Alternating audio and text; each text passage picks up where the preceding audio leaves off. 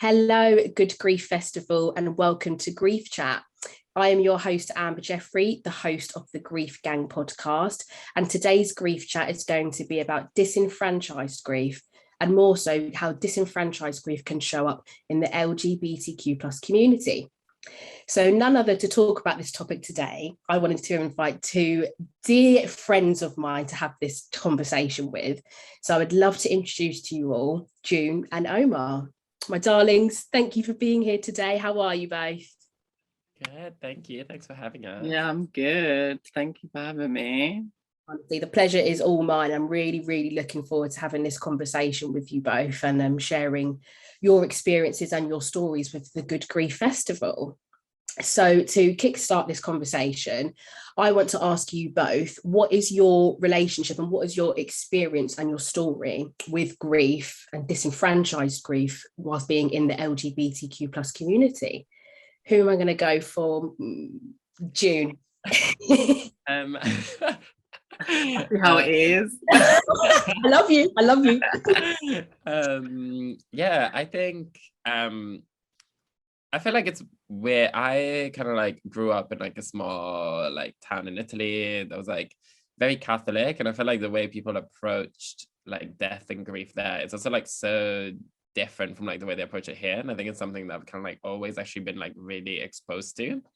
Because it's like we would go, you know, whenever someone like passed away in our town, we would go to like their house and there's like an open casket and, you know, people visit for like 2-3 days. So I think like my approach to grief was like from like a very young age, I was very much like in touch with the idea of like death and loss. And then then I guess I experienced it on like a personal level. I lost both like my brother and my dad in the last 6 years, and I think I could see that the way that like I was grieving them was like very different from like my, you know, straight family members that were also grieving them, because I think there was issues of like, I don't know, I think like, you know, my identity definitely like came into play as far as like, especially with like my brother who was like gay, and I think like I hadn't really like come into my queerness by the time he died, so it was all a process that happened afterwards. And then I think it's like, you know, part of the, you know, I think like also if we're gonna talk about like disenfranchised grief in the queer community, then it's kind of, I think like I don't know if there's like a generalization or just me, but like I feel like I feel loss for like queer people and trans people that like I might not even know, because we, you know, we have like a shared identity, and because like I think we have like a history of death just like in our community that is like heightened, and so I feel like a type of loss towards like people that I don't necessarily know, that I didn't have like a personal strong connection with, but that I still feel like connected to in other ways, basically. Yeah, no, definitely. Thank you, June. And Omar? Yeah, so I guess my experience, similarly, I think like culturally, as like someone who's like Black and from Caribbean heritage, funerals and death were almost like family get-togethers. So like big social events where you might see relatives that you haven't seen in a while. And I think my personal grief, I guess I lost my mom in 2003, which was quite a young age. I was around like 11, 12 years old. And I guess in relation to my queerness, I felt really affirmed by my mom. Like while I was growing up, she had main custody of me, and I guess like my play was very free. There wasn't like many limitations to me being who I was as a person, which shifted when she passed away, because I then started living with my dad, who wasn't accepting of my queerness, and definitely the environment felt a lot more hostile for an upbringing, and I felt that shift at that age like really distinctly. So I guess in some ways, like my queerness connects to my grief of her in some form.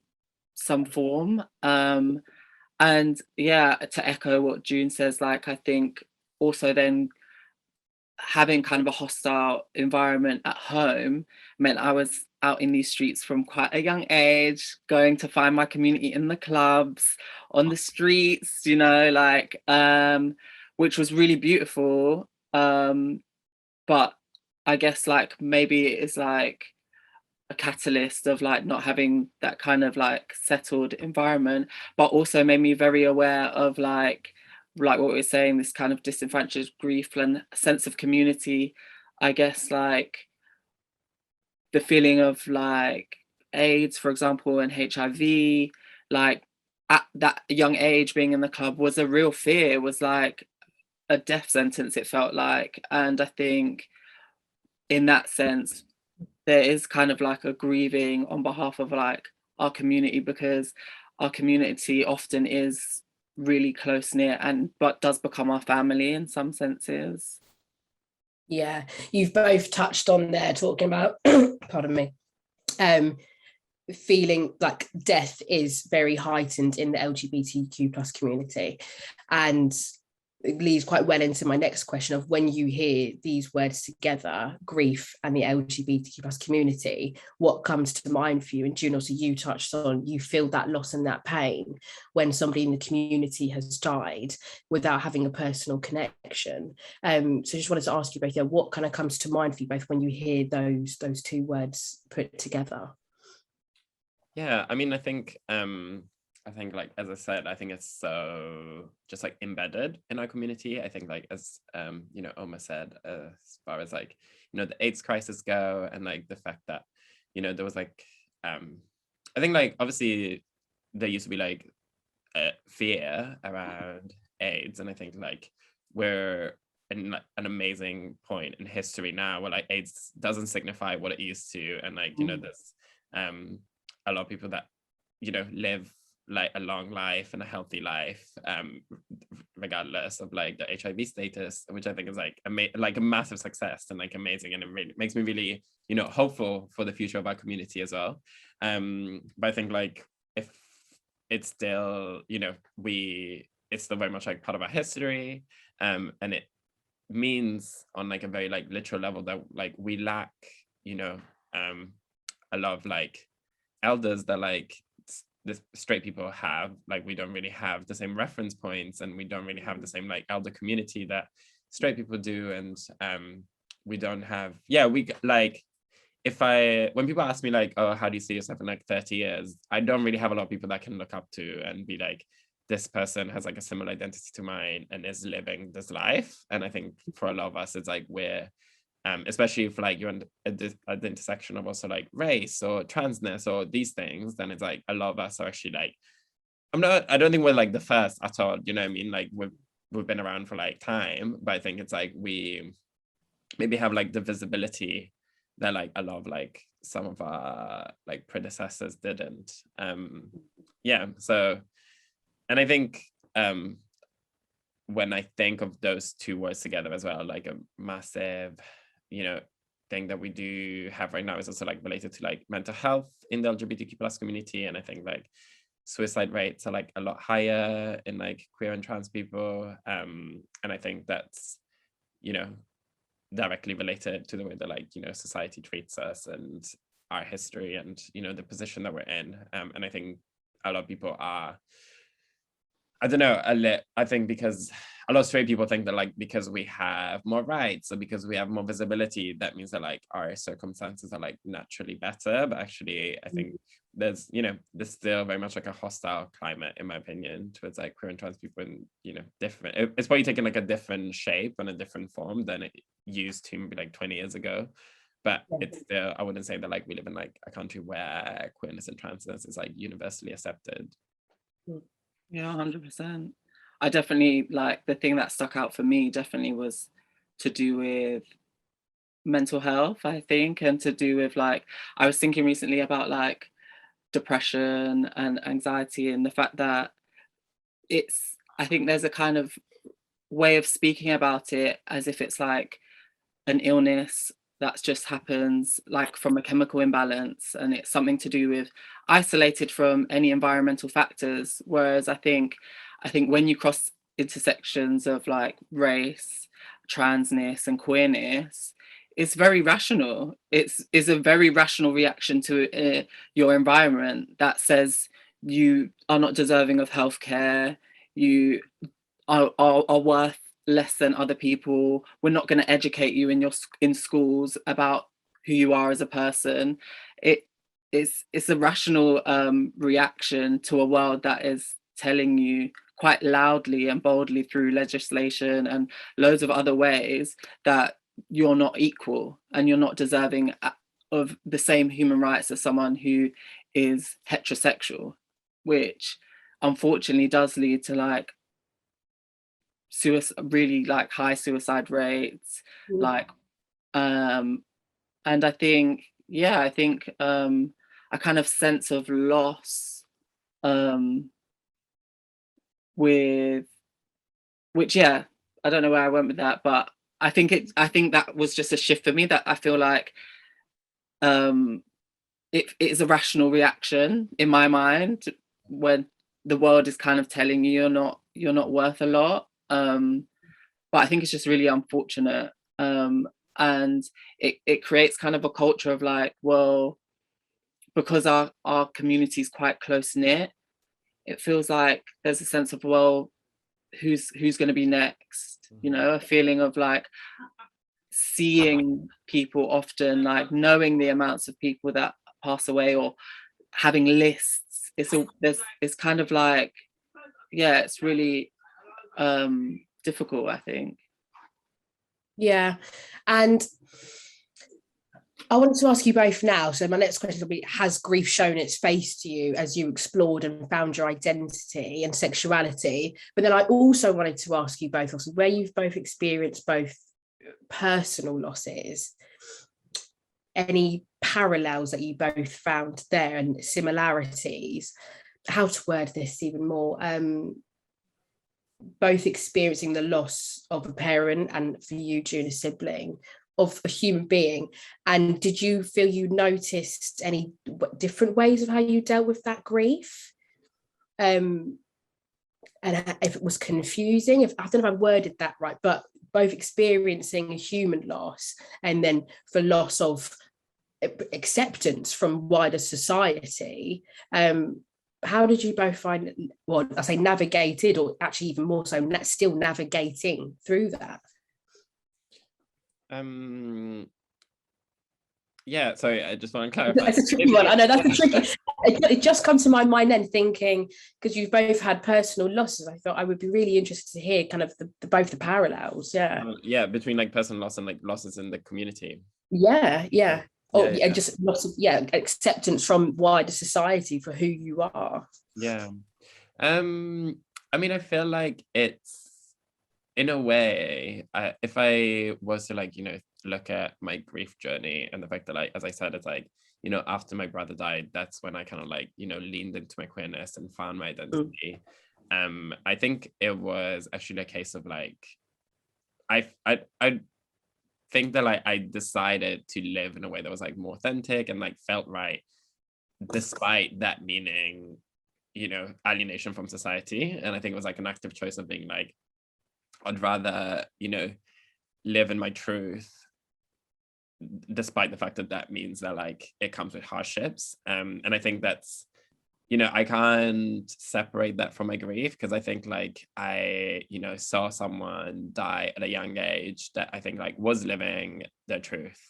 And I think in a way, it would be like a disservice for me not to live my truth. And I think I also see that on a community level. It's like when I do hear of like another, you know, trans person die or another queer person die, that I feel like I want to carry their legacy. So I think like that's something that felt in both like my personal losses and then like losses in the communities. Like it's like, I think it's like bigger than just me, basically. And it's like I don't see it as like, you know, pressure or as like, you know, things like that. But I think it's a case of like I don't know. It feels like I'm carrying like other people's legacies through. You're honouring. you're Yeah, honoring. yeah, through my own like living and through my own life, Yeah. choosing to live in a way that's like truthful. Yeah. And authentic to you, and with you, Omar, as well, you touched on how when mum died and mum embraced you and let you live to your full, and then when mum died and then moving into dad, it ended there as well. So with mum dying too, kind of ending your ability to live completely as you are, like how was that? Yeah, definitely. I think there's like a lot of what June said resonates with me as well. I feel like after my mum died, I think like also I say this a lot, that she was a party girl. And I say this, she had like addiction issues, but also like she was like a party person in general. Like she always had friends over, and I think like I took a bit of that with me, you know. Sometimes when you remember someone or you want to celebrate someone, you take the things that like little essence of them, and you might embellish it a little bit, but like that's kind of the way I would celebrate her. So I'd feel like when I was out in the club, it would feel like a celebration of also her. Like, oh, I would imagine like, oh, she would be with me, or oh, she would definitely have like let me pre-drink with my friends in the house, like even though I'm having to pre-drink outside because my dad won't let me. But I was like, do you know what I mean? You kind of like make these kind of like embellishments. So I think sometimes, yeah, I kind of like celebrated her at the same time as like I was like exploring who I was, and felt I like to imagine that she would be encouraging me and supporting me in the way that I'm living my life at the moment. And then also I think in terms of like the community side, like I'm also a part of like the ballroom scene and the House and Ballroom Scene, which is like an underground kind of queer community where you compete for like prizes and trophies through like dancing or like fashion. And when June was like mentioning legacy, that just kind of like feels like there's a connection to there, where you have like a family name which connects you to kind of like elders and people who came before you in the queer scene. And often like it feels like not a duty, but I feel like that feeling of living my life to the fullest, unapologetically, because of the memory and kind of the knowledge of the people that had to work a lot harder before me to get to this place. It's kind of like if they were doing that in the 80s and the 90s, and even before that in the Harlem Renaissance in like the 1920s, like I'm gonna live my life in 2020 as I want to, in my truth, and doing it for the kids that may come into my house now, and for the future of people. Do you know what I mean? It kind of, for me, the ballroom scene kind of is like, creates like a canon where you can look back on this thing, but also it reassures me that they're, for younger people to come, that they're going to be able to live in their truth as well. Amazing, absolutely amazing. I could just sit here and listen to both of you and listen to God.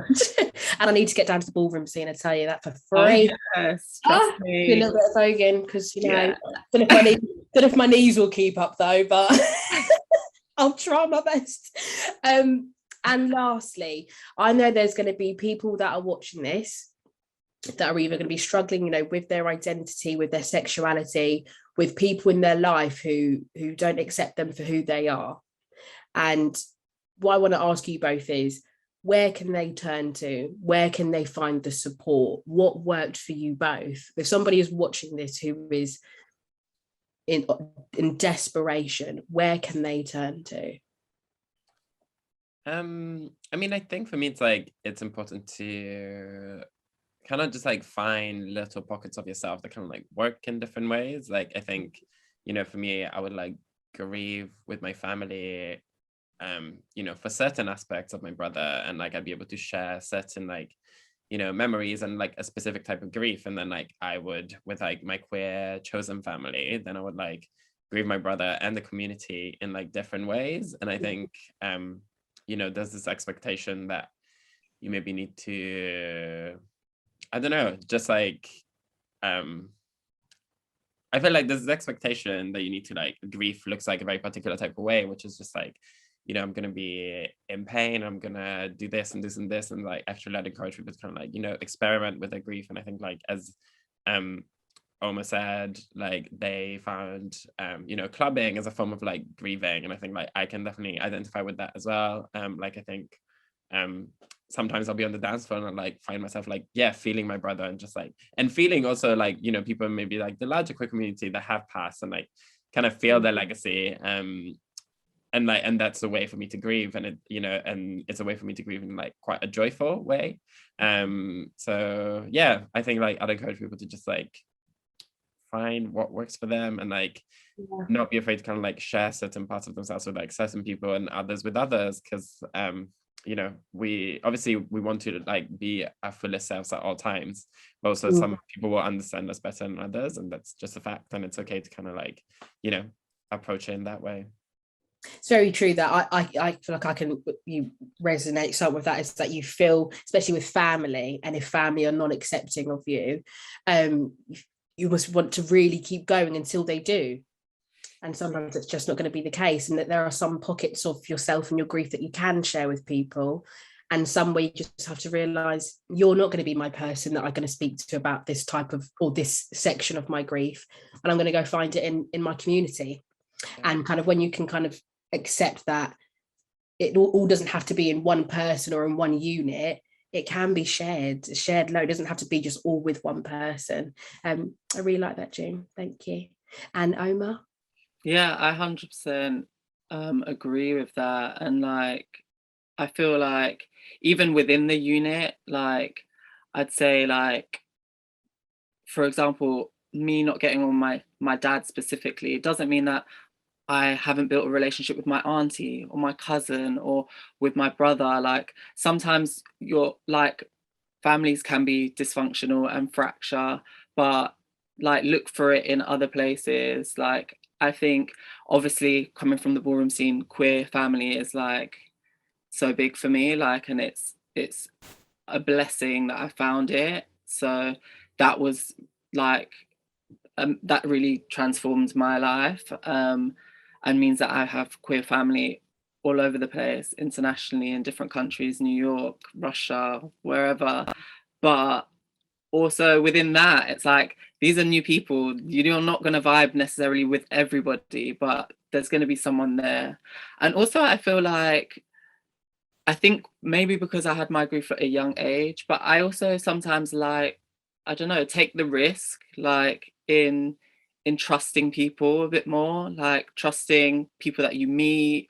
Like you never know when you're going to speak to someone who is able to hold space for you. Like you could be getting your nails done, and if you feel like coming to terms with your grief and like trying to talk about it more, I think you can be surprised. I've had like really nice conversations with the person doing my nails, and we've just chatted about loss, and you'd be surprised that a lot of people are willing to hold that space for you and are willing to talk to you about it, and often might be looking to you for some advice or to hold space for them with something they might be going through. Yeah, that's so true. And you never know when you share your story, actually what you are doing for people. You might just think, you sitting in that nail chair getting your nails done and speaking to this person, you might walk away and think, oh God, did I overshare? Did I do a bit much? But actually for that person, you could have given them confidence to go. You just never know. It's always the ripple effect, isn't it? Definitely. Yeah. June and Omar, before we go, is there anything that you would like the listeners to know? Anything that's coming up to plug? Yeah, I mean, I can share that like me and Omar like co-host a peer support group for like, yeah, queer people that want a space to chat about grief and loss, and it's through the New Normal charity. So you can check on the website like when the next date of the group is going to be. Yeah, and yeah. Amazing. Yeah, that we'll get that all linked and everything like that. And Omar as well, anything? I'd just say come and find the balls. Come and find the queer scene. Like, we're here, we're with open arms. Amazing. Thank you both so much for joining me today. Good Grief Festival. Thank you for watching this talk with myself, June and Omar. I hope you enjoyed it as much as I loved recording it with them. So take care, and June and Omar, thank you so much. Thank Thank you. you.